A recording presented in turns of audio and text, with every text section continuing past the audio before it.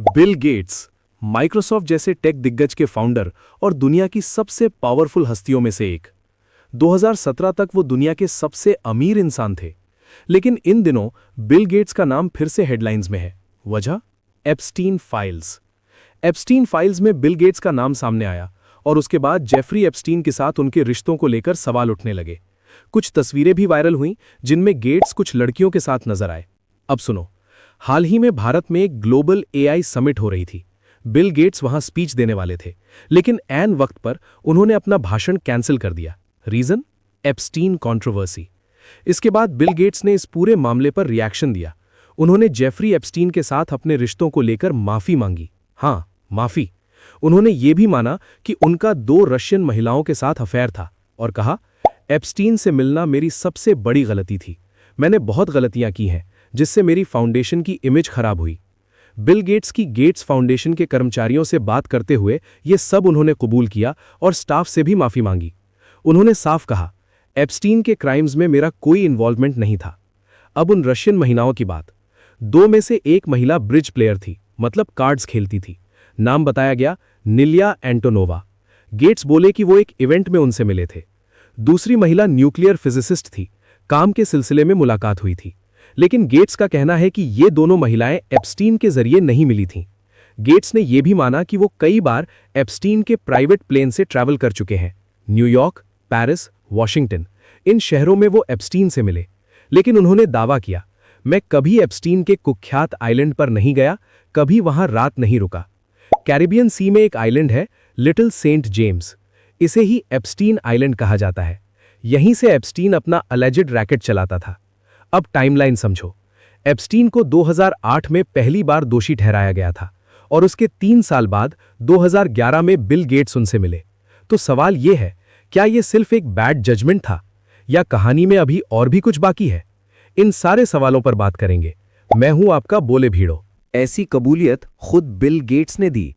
उन्होंने कहा, एप्स्टीन से मिलना मेरी सबसे बड़ी गलती थी। मैंने उसका बैकग्राउंड चेक नहीं किया और ये मेरी चूक थी। इस बार उन्होंने अपनी एक्स वाइफ मेलिंडा गेट्स का भी जिक्र किया। गेट्स बोले, 2013 में मेलिंडा ने मुझे जेफरी एप्स्टीन को लेकर वार्निंग दी थी।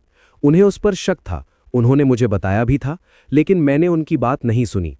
मैं एप्स्टीन से मिलता ही रहा और यही मेरी गलती थी। आपको याद होगा, बिल और मेलिंडा का 2021 में डिवोर्स हुआ। कहा जाता है कि गेट्स के अफेयर्स और एप्स्टीन कंट्रोवर्सी भी उस डिवोर्स की बड़ी वजहों में से थे। अब सुनो ये भी। गेट्स का दावा है कि एप्स्टीन ने उन्हें अश्योरेंस दिया था दुनिया भर के बड़े-बड़े देशों और अल्ट्रा रिच लोगों से फाउंडेशन के लिए फंडिंग दिलवाने का। एप्स्टीन के आसपास हमेशा हाई प्रोफाइल लोग रहते थे। गेट्स बोले, उन्हें देखकर मुझे लगा सब नॉर्मल है। एप्स्टीन फाइल्स में कुछ फोटोज सामने आईं, जिनमें गेट्स कुछ महिलाओं के साथ दिख रहे हैं और उन महिलाओं के चेहरे ढके हुए हैं। गेट्स का कहना है, ये फोटोज बिजनेस मीटिंग के बाद ली गई थीं, एप्स्टीन के कहने पर। फोटो लेते वक्त मेरा स्टाफ भी मौजूद था और मैंने उन महिलाओं के साथ अलग से समय नहीं बिताया। लेकिन एप्स्टीन से नाम जुड़ने की वजह से गेट्स फाउंडेशन की इमेज को बड़ा नुकसान हुआ। इसके लिए गेट्स ने फाउंडेशन के एम्प्लॉइज से माफी मांगी। उन्होंने कहा, हमारा काम रेप्यूटेशन पर टिका है। अब लोग हमारे साथ काम करना चाहते हैं या नहीं, ये उन पर डिपेंड है। पिछले महीने अमेरिका में एप्स्टीन से जुड़ी लाखों फाइल्स पब्लिक की गईं। इन फाइल्स में गेट्स और एप्स्टीन के रिश्तों को लेकर कई शॉकिंग क्लेम्स सामने आए। 2013 के एक ईमेल में एप्स्टीन ने लिखा था कि गेट्स के रशियन महिलाओं से संबंध थे और एक महिला से उन्हें सेक्सुअली ट्रांसमिटेड डिजीज हुआ था। ये दावा उन फाइल्स में बताया गया है। कुछ रिपोर्ट्स ये भी कहती हैं कि गेट्स ने एप्स्टीन के कुछ चैरिटेबल ट्रस्ट में पैसा डालने से मना कर दिया था और इसी वजह से एप्स्टीन ने उन्हें ब्लैकमेल करने की कोशिश की। पहले गेट्स ने इन सब आरोपों को सिरे से खारिज किया था। उन्होंने कहा था, ये मुझे बदनाम करने की साजिश है। 30 जनवरी को जारी हुई एप्स्टीन फाइल्स में गेट्स के फॉर्मर एडवाइजर बोरिस निकोलिक के नाम से लिखा एक ईमेल भी सामने आया। निकोलिक गेट्स के राइट हैंड माने जाते थे, लेकिन बाद में उन्होंने रिजाइन कर दिया और दावा किया कि उन्हें कई अनएथिकल और क्वेश्चनेबल कामों में घसीटा जा रहा था। निकोलिक ने यह भी आरोप लगाया था कि गेट्स ने रशियन महिलाओं से मिलने और ड्रग्स देने में मदद की। हालांकि गेट्स ने खुद माना रशियन महिलाओं से उनके पर्सनल रिलेशंस थे, लेकिन उन्होंने साफ कहा, मैंने कोई अपराध नहीं किया। कुल मिलाकर बिल गेट्स की ये कबूलियत बहुत अहम मानी जा रही है। एप्स्टीन फाइल्स में दुनिया भर के कई पावरफुल और हाई प्रोफाइल लोगों के नाम हैं। उन पर भी गंभीर आरोप लगे हैं।